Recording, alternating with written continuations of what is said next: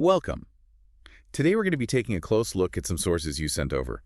And we should say right at the start, this is a very difficult and really upsetting case. It is. It's one that revealed layers of tragedy, not just in the horrific crime itself, but in what happened afterwards with the institutional response in the UK. We are talking about the brutal murders of two sisters, Bibaa Henry and Nicole Smallman, back in June of 2020. And it's a story that it starts as an innocent celebration, but it becomes something else entirely, something much, much darker. A terrifying example of calculated violence, and then followed by just these profound, unacceptable failures from the very services that are meant to protect people. It's a sobering subject for sure, and the material we're looking at, it forces us to go through several very painful layers. Right. Our analysis today will cover the victims, of course, honoring their memory, establishing the context of that night, and then we really have to examine the deeply shocking and, frankly, highly unusual occult motivation of the perpetrator.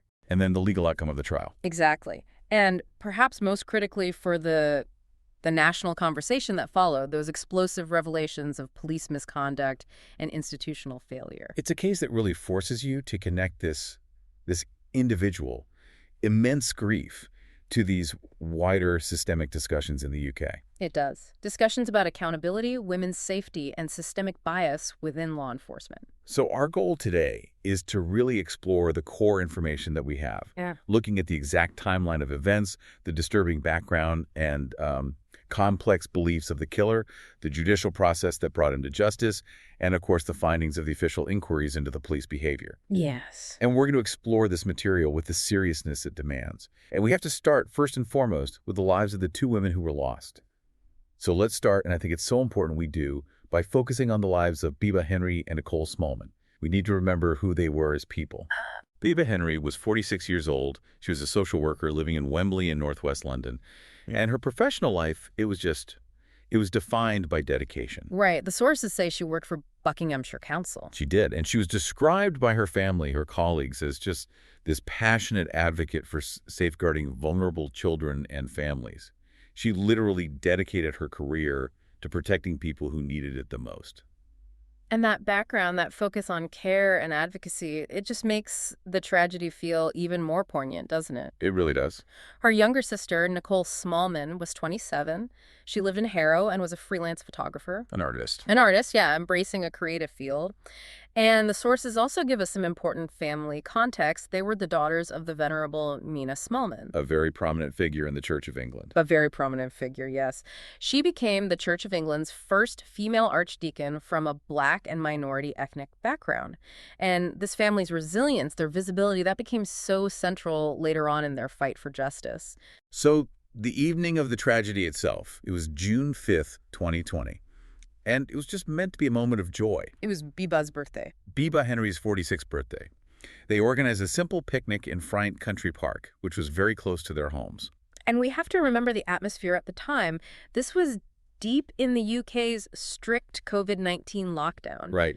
So organizing a simple outdoor gathering like this, it was a small act of, necessary human connection in a really restrictive period. The sources really paint a beautiful but just heartbreaking picture of their final moments. Friends and family were there, they celebrated, and then eventually people left. And the two sisters, they chose to stay on for a little while in the park. Yes, Nicole sent a text message to her boyfriend. That was at 1:05 a.m. What did it say? It said that she and Bibaa were dancing in a field. And that image, two sisters alone dancing together, just completely lost in the moment. It's so incredibly moving. That innocence it's just underscored by more evidence that was recovered later. The photographs. The photographs from a mobile phone found at the scene, they showed Bibaa and Nicole playing with battery-operated fairy lights, and they were taken at around 1:15 a.m. So they were just enjoying themselves in a place that should have been safe, completely unaware that anyone was watching them or that any danger was there at all. And tragically, the timeline shows that this period of peace was terrifyingly short. They were murdered not long after those pictures were taken, sometime before 2:30 a.m. And we know this because that's when calls from relatives, from friends, they just started going unanswered. That gap, that short window of less than an hour, That's where the horror unfolded. And this is where the sources, they shift from the details of the crime to the almost immediate institutional failing that just compounded the family's anguish. The family and friends reported them missing on the evening of June 6th. Right, and they gave crucial information. They told the police where the women were last seen, Frank Country Park. And despite this, The family was told that, the usual resources would be deployed, but the materials are very clear. The police failed to act on this information. It was a systemic breakdown in the initial response. and that failure to deploy resources is so critical here. Can you elaborate on the consequence of that inaction? What did the family have to do next? Well, the family was effectively forced to conduct the search themselves. By themselves. By themselves, driven by an urgency and a devotion that the official channels just didn't have. The sources confirm that Nicole's boyfriend, Adam Stone, he, along with his parents and a friend of Bibaa's, they took it upon themselves to search the park on June 7th. So less than 48 hours after they went missing. Yes, Yeah. and it was their search, their personal commitment, that led to the first heartbreaking discoveries. They found their sunglasses and, chillingly, a blooded knife near the scene. It is Adam Stone who discovered their bodies shortly after that under a tree line. And he was the one who had to call the police to the scene that he had discovered. You just can't overstate the pain and the trauma caused by forcing a loved one to make that discovery. It turns a tragedy into a personal investigation. A finding of profound loss. And the forensic examination that followed only confirmed the horrific nature of the attack. It just underscored the sheer brutality and focused violence used against two women who were defenseless. Bibaa Henry suffered 8 stab wounds. And Nicole Smallman was stabbed approximately 28 times. The number of wounds, particularly for Nicole, it doesn't speak to just a sudden act of rage. No.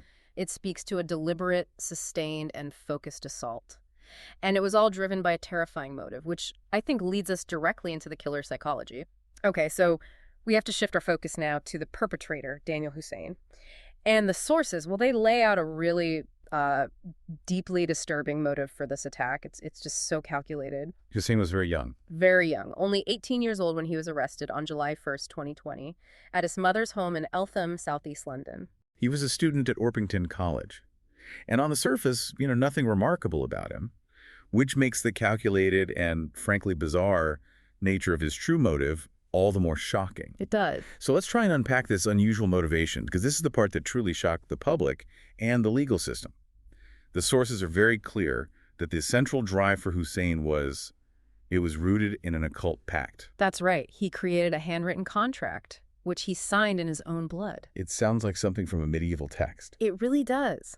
But it dictated a very modern and very violent crime. So what was it? What was this pact? It was a commitment, a literal pact with a demon named Lucifuge Raphael. Now, for listeners who might not be familiar with that name, Lucifuge Raphael is a powerful entity in certain forms of black magic. From texts like the Grand Grimoire. Exactly, a notorious book of dark rituals from the 18th century. And this demon is traditionally associated with controlling wealth and treasures, and it demands a soul in return for riches. So there's a historical framework for this belief system he was tapping into. But the terms Hussein laid out in his own blood were chillingly specific and modern. Terrifyingly transactional. Hussein promised to murder 6 women every 6 months. 6 women every 6 months. It's a total of 12 victims a year. In return for a specific financial reward, explicitly including winning a major lottery jackpot. It wasn't just a vague request for wealth. It was a demand for specific, immediate financial gains in exchange for a calculated campaign of mass murder. I mean, what you're seeing here is this really strange mix of, dark fantasy, occult belief, and just cold, calculated, real-world criminal action. Yes. He wasn't just influenced by this pact. He was executing a violent contractual agreement for material gain. And the sources also mention another note he wrote. Right, which reinforces this pattern. An offer of a blood sacrifice to demon Queen Byleth in exchange for making a fellow student fall in love with him. Money and love. The two classic material gains sought through these violent, dark rituals. And when you connect this motive to how the crime was actually carried out, the calculation is so evident. The prosecution, which was led by Oliver Glasgow QC, they analyzed why the sisters were targeted. And what did they find? Well, once their friends left, they became far more vulnerable. They were distracted by the fun they were having, and this is crucial. They were eye-catching because of the lights they were playing with. So these factors just made them easy, available targets for someone who was actively scouting victims to fulfill a numerical requirement for a monstrous pact. Exactly. And that meticulousness, it extends to what he did right after the crime, which proves how deeply he believed in all this. During the attack, Hussein cut his hand quite badly. A wound that became forensic evidence. That's right. When he went for treatment the next day, he claimed he'd been mugged. But investigators believed this injury was vital, not only for the DNA evidence, but it impeded his ability to hold objects, and it likely prevented him from immediately carrying out more of the planned murders from his pact. So the very evidence that convicted him also might have saved subsequent victims. It seems so. And the immediate aftermath directly proves the financial motive. In the 10 days after the murders, he didn't run and hide. He actively tried to claim his reward. He spent a precise amount, 162.88 on lottery tickets and bets.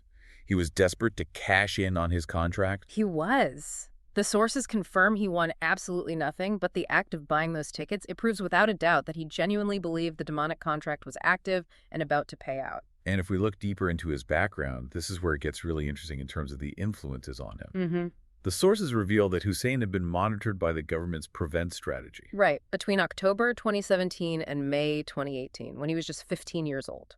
And the reason for this monitoring was specifically because he was accessing far-right material on school computers. Which is a huge red flag that just went unheeded. Prevent is designed to safeguard people from being drawn into terrorism. So the fact he was flagged for far-right extremism shows a pre-existing pathway toward radicalization. One rooted in dehumanization and violence. And police searches of his devices after his arrest, they confirmed he was still accessing both far-right and Satanist material, which raises a really important question. Why did the system that's designed to intervene in radicalization fail to track his evolution from political extremism to occult fanaticism?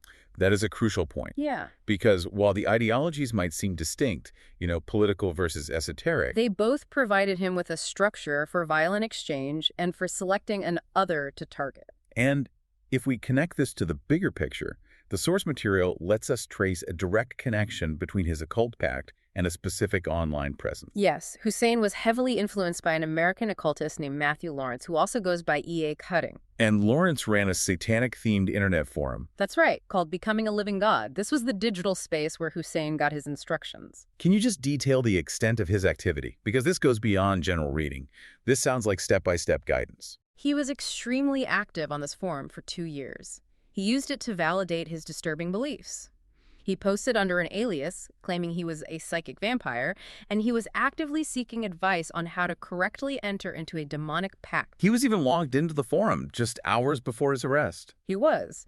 And critically, the sources indicate that Lawrence specifically advised followers that pacts should be made with lucifuge, signed in blood, executed using only candlelight, and organized specifically for wealth.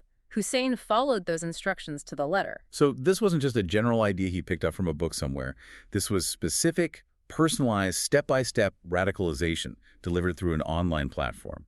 And it translated directly into horrific real-world violence. And the consequences for Lawrence followed. His YouTube videos were eventually removed, and his accounts on platforms like Facebook and Instagram were banned for promoting violence. It just highlights this dual danger we see in modern radicalization. It does. The online ecosystem was directly implicated in shaping this heinous crime. You have this synthesis of far-right ideology, which provides a foundation of hatred, and occult extremism, which provides a violent transactional mechanism for achieving personal goals. It created the perfect psychological conditions for the murder of these 2 innocent women. It's a terrifying convergence. So that brings us to the legal process. Daniel Hussein was, of course, charged with 2 counts of murder. And from the moment he was arrested, he was highly uncooperative. Right, he told the police he had Asperger's syndrome, claimed he had memory problems. He used these as reasons to refuse to answer any questions, and he pleaded not guilty at the Old Bailey in March 2021. And the prosecution's challenge wasn't just linking the physical evidence to him, which was strong thanks to the DNA from his injured hand. Which was traced via his father's past caution. Exactly. The challenge was also explaining this bizarre motive to a jury, while at the same time proving calculated premeditation. The case required the jury to accept the reality of his belief system without letting it cloud the reality of the crime. And the sources really emphasize how brilliant the prosecutor's strategy was here. Oliver Glasgow QC, he argued a very powerful point to the jury. He did. He said, given the overwhelming physical evidence, the DNA, the CCTV footage placing him at the park, only someone who genuinely believed that an agreement with a demon would work and would protect him from being caught could possibly refuse to accept any aspect of the case against him. And that reframing is key. The demonic pact wasn't treated as a defense of insanity or diminished responsibility. It was treated as evidence of his calculated, cold-blooded belief that he was above the law and entitled to murder. The acts were described as having been meticulously planned, prepared, and performed with ruthless selfishness. Glasgow argued that Hussein did not care what he had to do to get what he wanted, and these two women were nothing more than a means to a very disturbing end. That phrase, nothing more than a means to a very disturbing end, it just captures the chilling determination of the killer. Viewing human life as currency for his occult transaction, it's a profound and dangerous lack of empathy. Hussein was convicted of both murders on July 6, 2021. The sentencing came a few months later in October, where Mrs. Justice Whipple sentenced him to life imprisonment. With a minimum term of 35 years. That's right. And Mrs. Justice Whipple's remarks during the sentencing, they were so vital because they legally cemented the connection between this bizarre motive and the calculation of the crime. They did. She stressed that Hussein committed these vicious attacks because he did it to kill. She stated explicitly that he carried out the murders for money and a misguided pursuit of power. Her summation went even further, didn't it? Describing it as a calculated and deliberate course of conduct, planned and carried out with precision. And critically, she addressed the demonic pact directly, ensuring the court understood his motivation without minimizing the crime. She said, and I'm quoting here, "Bizarre though the pact with the devil may appear to others, this was your belief system, your own commitment to the murder of innocent women." So that judgment ensured that the belief system, while strange, did not mitigate the severity of the premeditated crime. Not at all. He won't be eligible for parole until 2055. He remains imprisoned at H&P Belmarsh. So the perpetrator received his sentence. But for the family of Bibaa Henry and Nicole Smallman, the suffering was far from over. In fact, a new, agonizing layer of institutional failure was just beginning to unfold. Yes, and one that would rock the foundation of the Metropolitan Police. And this is where the story takes another turn, a truly awful one. The horror of the crime is one thing, but then you have the horror of the official response, which, for public trust, it was just devastating. The scandal centered around the utterly inexcusable actions of two Metropolitan Police constables who were deployed to guard the crime scene. PC Dinesh Jaffer, who was 48, and PC Jamie Lewis, who was 33. And the source material details this shocking breach of trust. These two officers took and shared inappropriate photographs of the crime scene. But that description, inappropriate, it barely captures the reality. No, it does not. The sheer audacity and cruelty of what they did is hard to comprehend. These officers had actually taken selfies next to the sisters' dead bodies. Next to the body. They then shared these grotesque images on a WhatsApp group with colleagues and friends. They were effectively treating the bodies of murder victims as a macabre joke, a spectacle.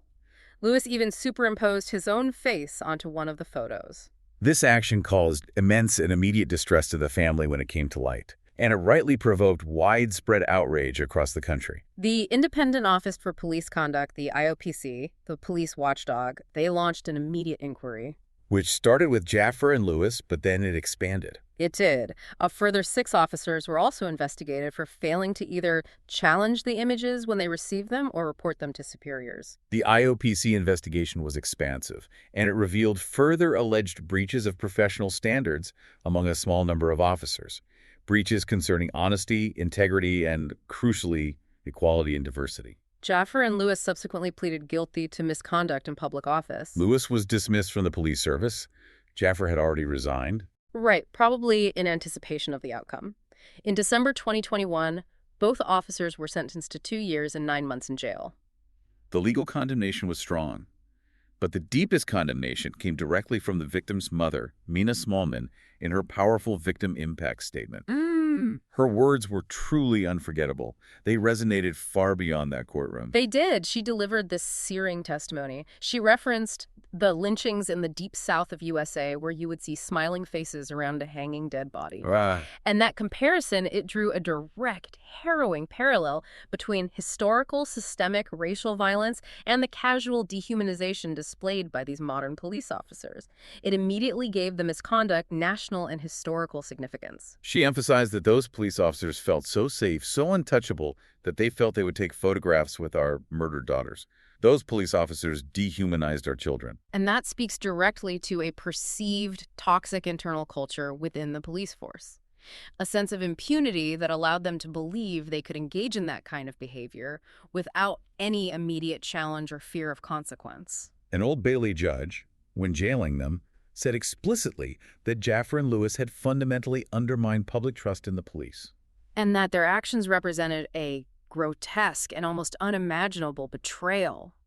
But the institutional issue did not stop with those two. That's right. The sources confirmed that the issue of race and bias wasn't isolated to the act of photographing the bodies. No.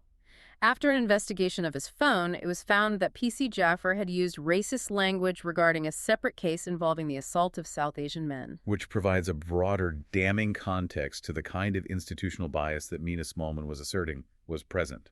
It directly corroborates the family's assertion that this bias play a profound and ongoing role in their experience. But the accountability issue becomes even more complicated when we look at the other officers involved. 3 other police officers who received the horrific pictures but failed to challenge or report them.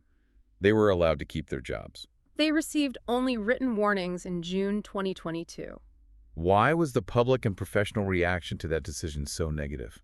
It was one of profound shock and disappointment. It sparked immediate criticism from figures within law enforcement itself, including former Met chief superintendents. They argued that, given the horrific nature of the content, these individuals should not have remained in the police service. The consensus was that allowing them to stay sends out the wrong message, and it just adds to the heartache of the family.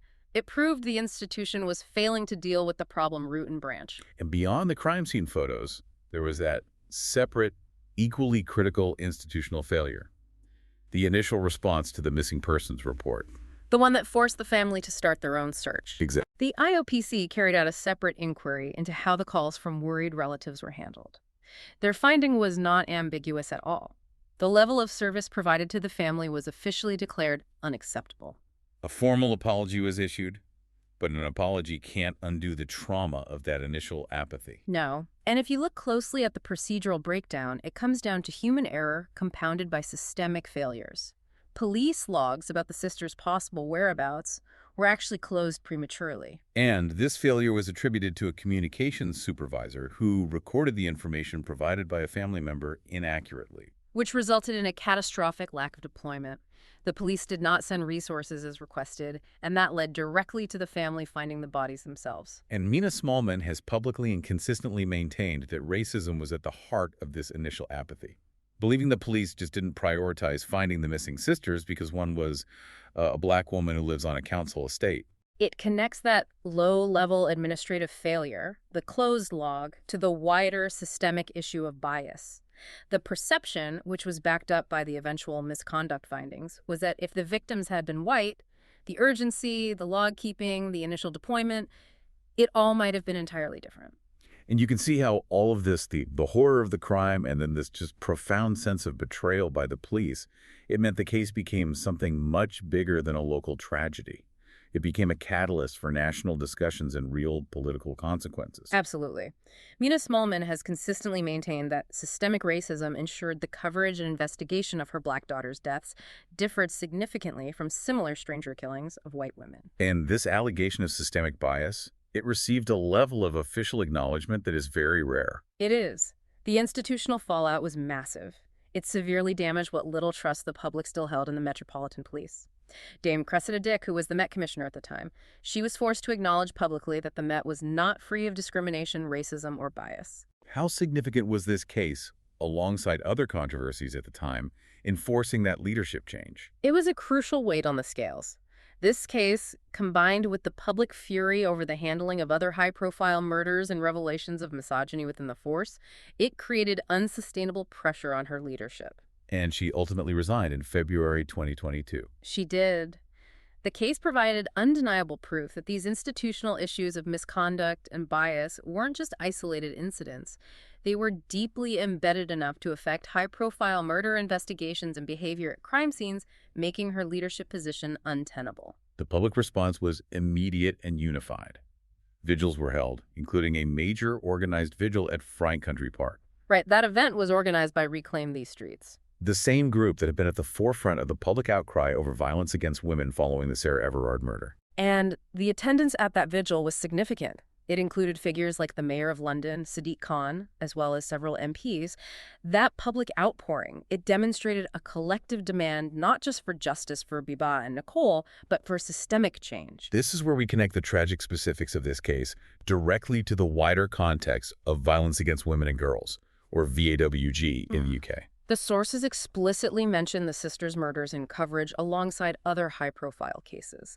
Sarah Everard, Sabina Nessa, Julie James. Using these devastating individual events to frame a much wider systemic picture of violence against women across the country. And the government couldn't ignore the political and social resonance of these combined cases.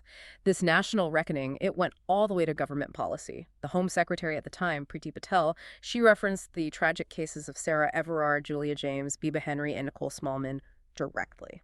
And that was in the foreword of the UK government's strategy for tackling VAWG. Yes. What did the inclusion of this case signify in terms of policy and institutional recognition? Well, Patel's comments acknowledged the core distressing issue that the public had identified, that such crimes are still far too prevalent, and there are too many instances of victims and survivors being let down. So it was an admission of failure. It was a recognition at the highest levels of government of how the specific failure in this case, the failure to protect, the failure to respond, and the failure to respect the victims, highlighted a broader failure in the state's responsibility.